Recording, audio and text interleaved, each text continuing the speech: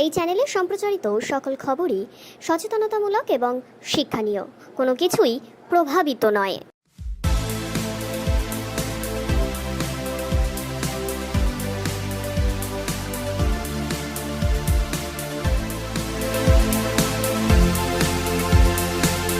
আবারও অবস্থান বিক্ষোভে সামিল হলেন জোকা ইএসআই হসপিটালের জুনিয়র চিকিৎসকেরা। দক্ষিণ শহরতলির জোকা ইএসআই হসপিটালে বিভিন্ন বিভাগের দায়িত্বপ্রাপ্ত জুনিয়র চিকিৎসকেরা, এখানে পড়তে আসা ছাত্রছাত্রীরা সকলে মিলেই অবস্থান বিক্ষোভ কর্মসূচিতে সামিল হলেন। তাদের বক্তব্য, চিকিৎসকেরা পোশাক পরে সারা রাত জেগে রোগীদের সুস্থতা করে, কিন্তু সেই মহিলা চিকিৎসক সুরক্ষিত নন। রেস্টরুমে গিয়েই তাকে ধর্ষণ এবং খুন হতে হয়। তাই এহেন ঘটনার প্রতিবাদে এদিন অবস্থান বিক্ষোভে কর্মসূচিতে সামিল হন তারা। যে সঞ্জয় রায়, তাকে তো সিজিও কমপ্লেক্সে নিয়ে গিয়েছে এসএসকেএম থেকে চিকিৎসা করার পর। তা আপনাদের যে বিক্ষোভ, এই যে এটা আপনারা কি নিরাপত্তাহীনতায় ভুগছেন কি? দেখুন, ব্যাপারটা হচ্ছে এটাই আমরা জানাতে চাইছি যে যদিও সঞ্জয় ঘোষ কিছু করেছেন না করেছেন, আমাদের সেবা কখনোই বন্ধ হচ্ছে না। এটা সোসাইটিকে, সমাজকে এটা বুঝতে হবে যে ডাক্তাররা সব সময় দিন রাত লেগে পড়ে ওদের সেবা দেন। তো আমাদের যদি সেফটি আমাদের হাতে না থাকে, অন্যদের হাতে না থাকে, তাহলে আমরা কাজ করব না। আমরা এই স্ট্রাইকটা মেনটেন করতে থাকবো, আর আমরা ততদিন করব যতদিন না আমরা ওখানে রাতে জানি যে আমরা ওখানে ঠিকভাবে থাকতে পারবো। আমাদের জীবন আমাদের জন্য, একদমই এটা কারোর জন্যেই দেওয়ার মতো কাজ আমরা করব না। আর এটা আমরা মেনটেন করতে চাই, আর ততদিন করে থাকবো।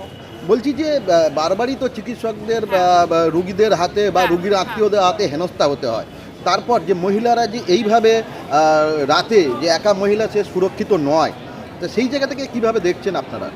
দেখুন, এটা আগেও হয়েছে, এটা মহিলার সাথে হচ্ছে না পুরুষের সাথে হচ্ছে, এটা মোটেও সেই কথাটা নয়। কিন্তু এইবার যেটা হয়েছে এটা আগে কখনোই দেখা হয়নি।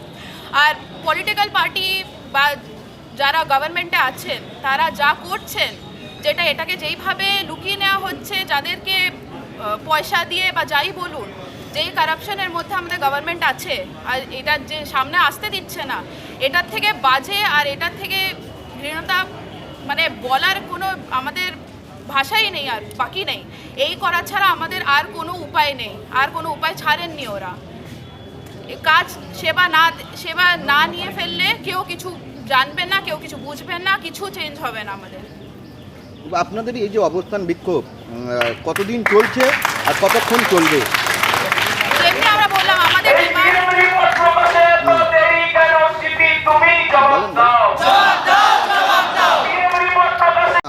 আজকের যে আর্টিকলের ঘটনা ঘটেছে, বারবার হচ্ছে এই যে রুগীর পরিবারেরা চিকিৎসকদের উপরে হামলা চালায়, মারধর করে। তা এই যে নৃশংসনীয় ঘটনা, এটাকে কিভাবে দেখছেন? মেয়েরা কি আদৌ, আপনিও তো একজন মহিলা, আদৌ কি আপনি আপনার যে কর্মস্থানে সেখানে কি সুরক্ষিত বোধ করেন? আপনি যেটা বললেন যে আদৌ ওয়ার্ক প্লেসে সেফ ফিল করে কি না, আমি একটা ফ্যাকাল্টি এখানকার, আমি প্যাথোলজিস্ট, এখানের সিনিয়র রেসিডেন্ট। আমি আমার কত বছর, এখন হিসাব করলে টাইম লাগবে, প্রায় 20 বছর হয়তো আমি হসপিটালে কাটিয়েছি। আমরা এমবিবিএস থেকে স্টার্ট করে সবসময় মা বাবা কী করে, একটা জয়েন্ট এন্ট্রান্স পেয়েছে, মা বাবারা রেখে চলে আসলো একটা হসপিটালে, তার দায়িত্বে থাকা ফ্যাকাল্টিদের আন্ডারে, যে এরা হচ্ছে তার মা বাবা, তারা অভিভাবক, তারা বকলে আমরা নিতাম, তারা আমাদের সব কিছুতে থাকে।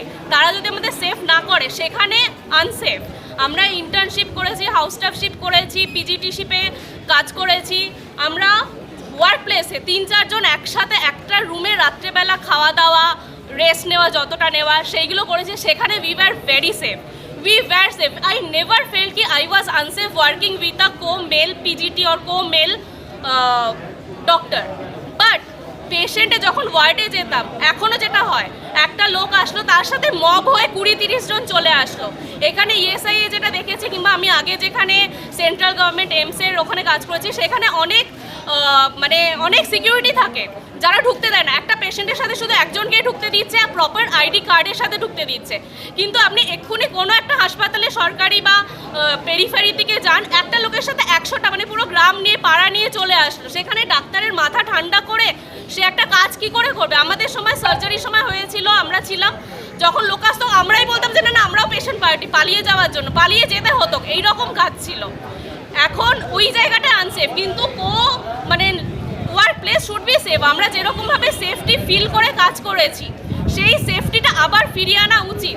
আর মেয়েরা এখন আনসেফ হবে কেন? মেয়েরা তো সমানে তাল দিয়ে, this is like pre independent day, today is 14, মেয়েরা সমানে তাল দিয়ে কাজ করে যাচ্ছে। সেখানে একটা ভয় পেয়ে আর তো পাঠাবে না কেউ। আমিও আমার মানে দিদির মেয়ে এখন মেডিকেলের নিট দিচ্ছে, আমিও তো তাকে বলবো যে কোনো দরকার নেই, তুই অন্য কিছু এমন একটা কাজ কর যেখানে তোকে সকালে যাবি, তুই বিকালে বাড়িতে ফিরে আসবি, রাত্রে তোকে থাকার দরকার নেই। আমি নিজের ছেলে মেয়েদেরও তো তাই বলবো। আর এত আনসেফ হলে এখন আমরা মা বাবারা তখন বলতো যে আনসেফ এই করিস, তখন আমরা পুড়িয়ে দিতাম, দূর তোমরা কি বলছো আনসেফ, আমি তো হসপিটালেই যাচ্ছি, আমি তো হসপিটাল আবার আনসেফটির কী প্রশ্ন আসে? সেটা কখনোই আসেনি যে এরকম ওয়ার্ক প্লেসের রেস্ট রুমে ওয়ার্ডের মধ্যে মারপিট করা হলে একটা কথা ছিল যে পেশেন্ট পার্টি 10 জন চড়ে এসে মেরেছে, সেটাও হয়নি এখানে। এটা অন্য একটা ব্যাপার, কি ব্যাপার জানি না, অ্যাপলিটিক্যালি মানে কি বলবো, মানে অ্যাপলিটিক্যালি এবং মানে সবাইকেই এখানে থাকা উচিত। This is not politics, this is something else, this is a safety, so that we can work further in a independent way and in a safe way. আর এই যে যারা জানি না কতটা সিবিআই করছে কতটা কি হবে, ওসুর হবে, কিন্তু যারা ধরা পড়ে তারা কি এরকমই হবে যে 10 বছর তারা জেলে থাকলো তারপরে আবার ছাড়া পেয়ে গেল ল্যাক অফ এভিডেন্সের জন্য?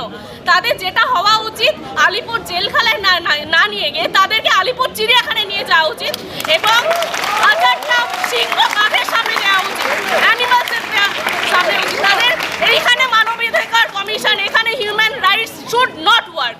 হিউম্যান রাইটসের কোনো জায়গা নেই এখানে যদি ঠিক লোককে চিহ্নিত করে, এরকম মানে অন্য ঠিক লোককে চিহ্নিত করা উচিত। দিদি আপনার নাম? স্মিতারা বেগম,